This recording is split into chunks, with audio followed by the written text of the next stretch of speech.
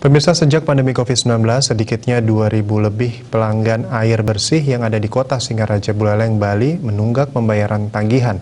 Tak tanggung-tanggung, tunggakan tersebut totalnya bernilai 1 miliar lebih.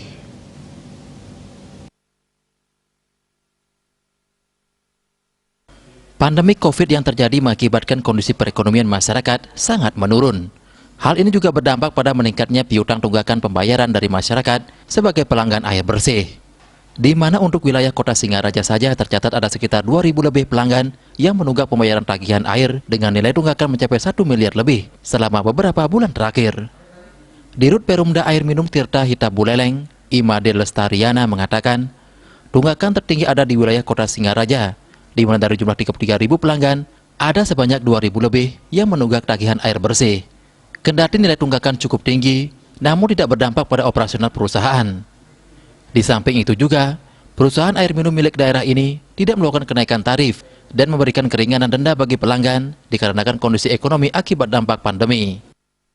Kondisi ekonomi masyarakat yang sangat menurun atau terpuruk, kita ketahui bersama, dan itu berdampak terhadap penagihan kita menyangkut rekening air minum, ya, di mana terjadi peningkatan menyangkut piutang kita, tunggakan pembayaran dari masyarakat yang perlu kita maklumi, ya. Dapat kami sampaikan dari sisi kisaran itu terjadi peningkatan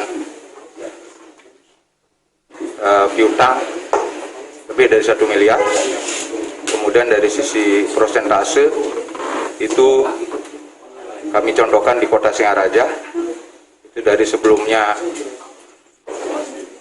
yang menunggak 500 pelanggan, itu meningkat sampai 2.000 pelanggan. Di sisi lainnya juga, yang membanggakan dari segi pendapatan yang dimiliki justru mengalami peningkatan, di mana pada tahun 2019, laba bersih yang dimiliki sebesar 10,4 miliar, sementara pada tahun 2020 meningkat menjadi 10,9 miliar. Komang Yuda, Bali TV.